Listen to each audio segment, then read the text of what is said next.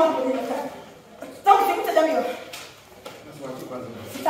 Tumeomba bora kistaarabu. Piga simu mpaka wapi? Watu waonyeshe kina. Watu shida leo. Basi hatuna shida leo. Na wakitoa shida leo. Tuonyeshe shida kwetu, tuonyeshe shida leo. Tulisema hivi, ile amani yako lazima haki iwe. Amani kwa ushindani haki. Mama siweki. Siweki tuonyeshe shida leo.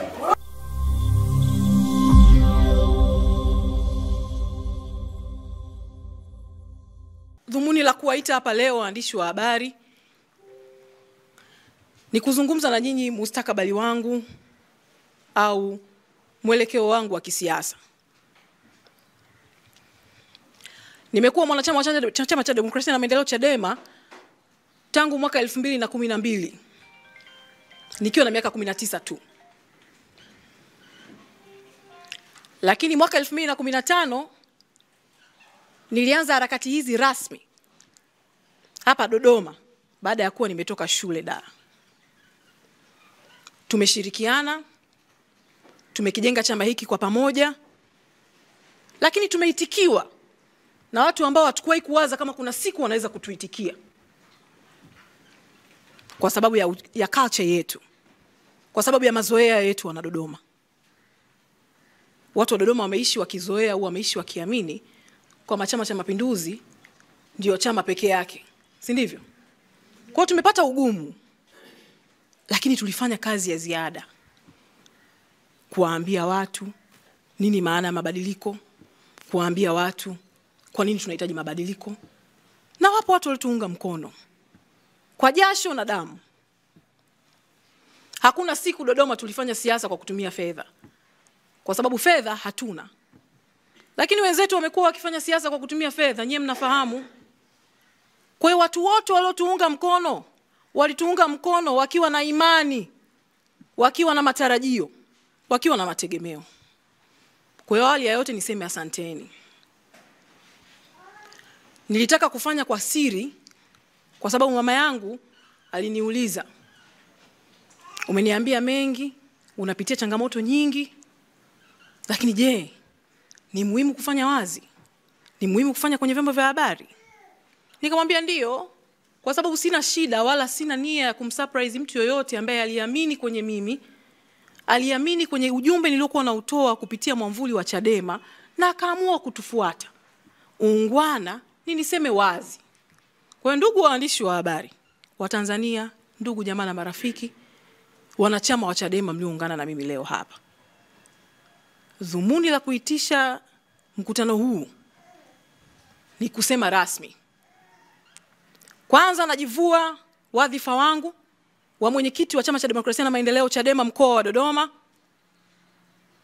Wadhifa huo ulikuwa unanifanya niwe mjumbe wa mkutano mkuu wa Chadema Taifa, mjumbe wa baraza kuu wa Chadema Taifa, mwenyekiti wa kikao cha mashauriano cha Chadema mkoa wa Dodoma. Zilikuwa ni nyadhifa kubwa, lakini mwenyekiti wa baraza la uongozi wa Chadema mkoa wa Dodoma, nyadhifa kubwa kabisa. Kwa awali ya yote nitoe shukrani.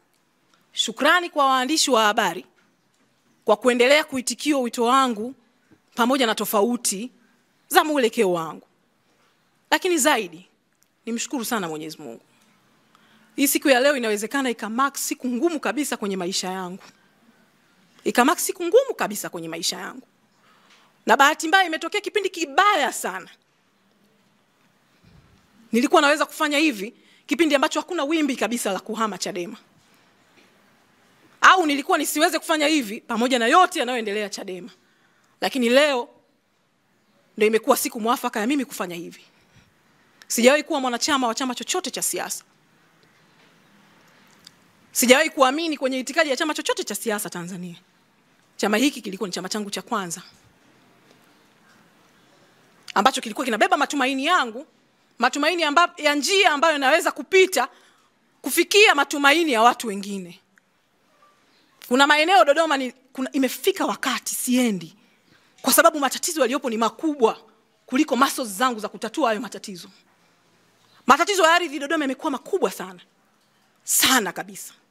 Imefika sehemu siwezi kwenda kwa sababu siwezi kuendelea kuahidi wana Dodoma kwamba haya ni matatizo bila kuwapa solution. bila kuwapa mikakati ya kutatua hayo matatizo, lakini bila kuwa na platform ya kwenda kutatua hayo matatizo.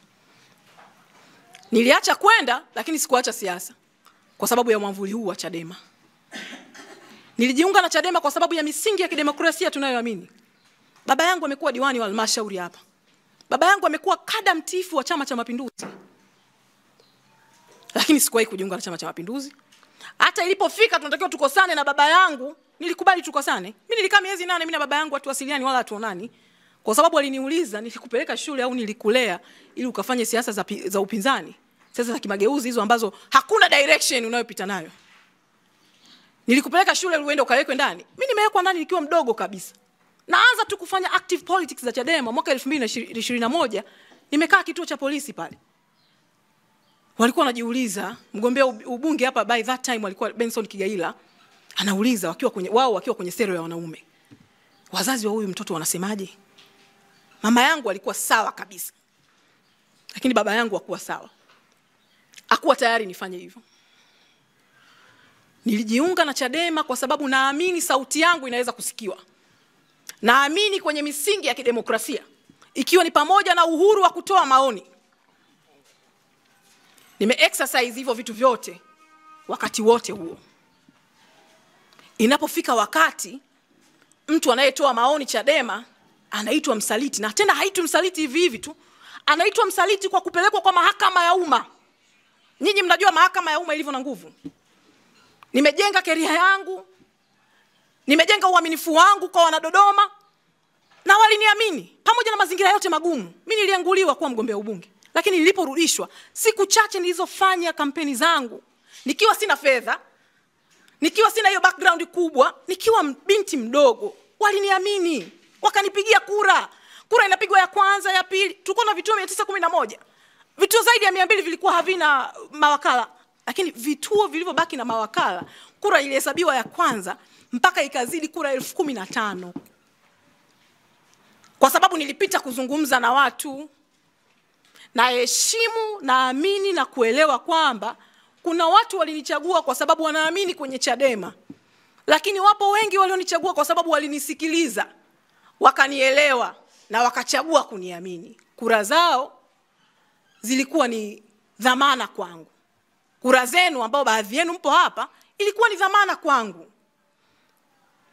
Nitailinda, kuiheshimu na kuitunza dhamana hiyo chini ya Chama cha Demokrasia na Maendeleo Chadema. Lakini haikuwa tu kwamba nipigiwe kura alafu baadaye tudisapie, baadaye tuje tuwaambie kwamba tuko kwenye chama kwa sababu tunalinda kuonekana sio wasaliti. Wananchi nyinyi kundi kubwa mlionichagua, leo mnaenda kuambiwa kwamba Aisha ni msaliti. Kwa sababu gani? Just because niliingizwa kwenye kundi linaitwa G55. A WhatsApp group. Chama chetu kinaamini kwenye matumizi ya kimtandao wa kijamii kwa wanachama kuwasiliana, kwa wanachama kujadili. Lile group lilifunguliwa kama magroup mengine yote yanavyofunguliwaga na tunaingizwa. Nimeingizwa kwenye group, naamka asubuhi najikuta niko kwenye group ambalo hakuna sehemu lilipanga kupishana na chama au lilipanga kukihujumu chama, kwa sababu tunaamini kuhujumu chama sio kutoa mawazo tofauti na chama. Nimeingia kwenye lile group, baada ya muda kadhaa nikaanza kupigiwa simu, nikasema niepushe hiyo dhama, nikajitoa kwenye lile group. Mimi ni mwenyekiti wa chama wa mkoa wa Dodoma, mjumbe wa baraza kuu, lakini na access na viongozi.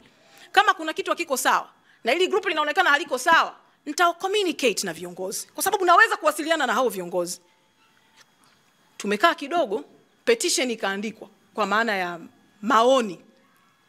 Nimekuwa mgombea ubunge na nipo na rafiki zangu hapa ambao pia wamekuwa wagombea ubunge.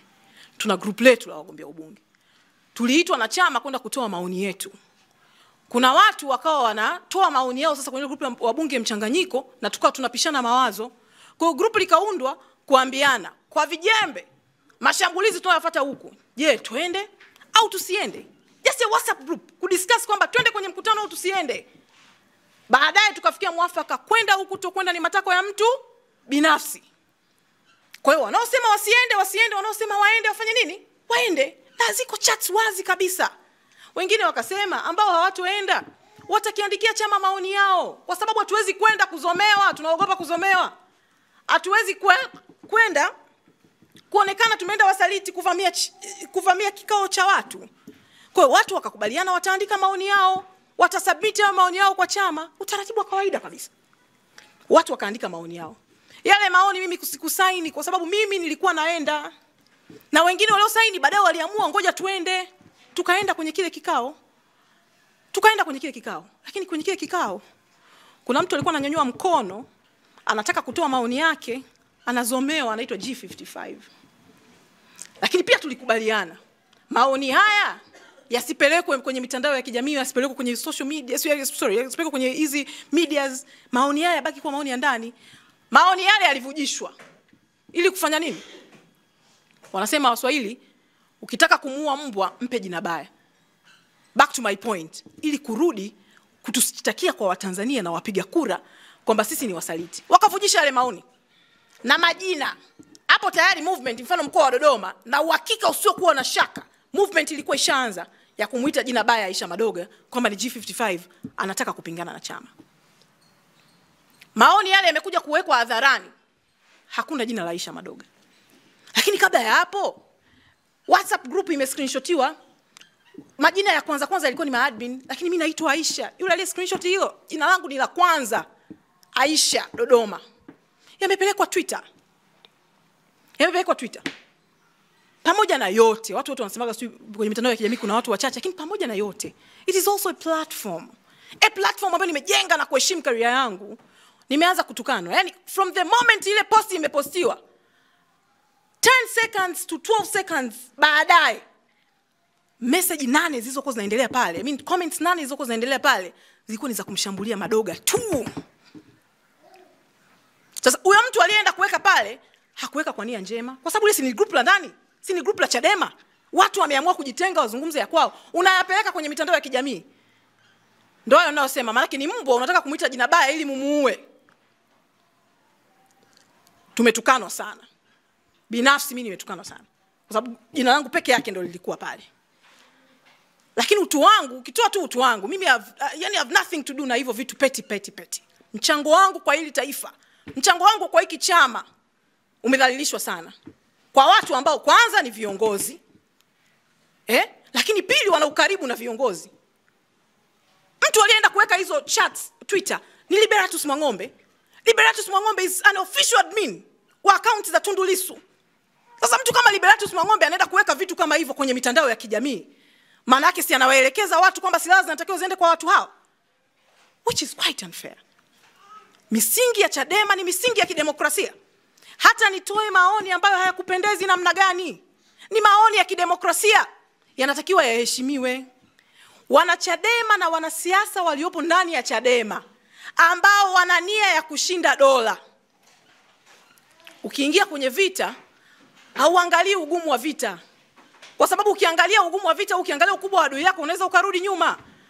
Kusarenda ni kushindwa kabla hujaanza. Kwa hiyo kuna watu walikuwa wanaamini tunatakiwa tuzuie uchaguzi, na ni declare interest. Mimi ni mdau mkubwa kabisa kuzuia uchaguzi. Kuna watu wapo hapa, kuna nyuso naziona hapa, na nyinyi waandishi wa habari mnafahamu. Kwenye serikali za mitaa nilichokuwa nakifanya, sikuwa nacheza mdako pale. Nilikuwa nazuia uchaguzi, si ndivyo? Nilikuwa nazuia uchaguzi kwa sababu kuondoka na daftari la kupigia kura ni kuzuia uchaguzi. Kuna watu walikuwa hawasemi Chadema iingie kwenye uchaguzi kwa sababu wanataka uchaguzi wa kuwapa CCM ushindi. Lakini ni kwa sababu hawako tayari kusarenda. Wako tayari kupigana, waingie kwenye battlefield. Kama ni kufia wakafie kwenye battlefield. Nilizuia uchaguzi. Ni hekima ya mama yangu, tuna familia yangu. Lakini nilikuwa naondoka na ile daftari. Ni hekima ya dereva wangu tu, labda na kile kitenge nilichokuwa nikivaa ambacho kilikuwa kinanifanya nipige hatua ndogo. Lakini ningekuwa na suruali ningekimbia na ile daftari. Ukikimbia na daftari uchaguzi unaendelea. Si ni kuzuia uchaguzi? Sasa inakuaje tuna judge watu ambao wanasema tuzuie uchaguzi kama ni waasi, au kama ni wanahujumu chama, au kama ni maadui wa Chadema, na wakati kuna mtu anasema tuingie kwenye uchaguzi, huku yeye ana mpango wa kwenda kuzuia uchaguzi. Nyinyi mlikuwa mnajua kama kuna mwenyekiti wa Chadema wa mkoa anaweza kwenda kuapa kama wakala? Mlikuwa mnajua hivyo? Mwenyekiti wa mkoa anakaa pembeni siku ya uchaguzi, anazunguka kwenye vituo, ana oversee situation ya upigaji kura, lakini mimi nilienda kuapa kama wakala. Si ndivyo? Nilienda kuwapa kama wakala. Mkurugenzi alitoka akaanza kusema sijui kuna watu wamevamia uchaguzi kwenye kituo, hawataki kuwepo kwenye kituo. Mimi nilikuwa kwenye kituo kisheria kama wakala, kwa sababu hiyo ilikuwa ni strategy yangu from way before. Nilikuwa nasema lazima niingie vituoni ili nione nini kinaendelea kwenye kituo, ili nikilalamika watu wajue, ili nikisema hii sio sawa watu wafanye nini. Lakini chama cha siasa kina wajibu wa kushinda uchaguzi whether the weather. Wananchi hao tunaosema leo wanaelewa, wajibu wao ni huu. Waje kwenye mikutano ya hadhara, wao hype, waseme Aisha mko sawa, wawashangilie, tujaze nyomi, lakini jukumu la kushinda, mikakati ya kushinda uchaguzi ni ya kwenu nyinyi kama chama cha siasa. Sijui kama tunaelewana. Ni ya kwetu sisi Chadema kama chama cha siasa, ni ya kwao Chama cha Mapinduzi kama chama cha siasa. Ndio maana wameendelea kuiba. Wameshaelewa huku chini hawatakiwi na watu, lakini wameendelea kuiba kwa sababu hiyo ni strategy yao ya nini? Ya ushindi. Hayo ndo maoni yangu. Nasema hivi, tunatakiwa kama vyama vya siasa tuandae strategy ya ushindi. Hatutaki tu kuambia tu kina nani, kina Martha, kina nani sijui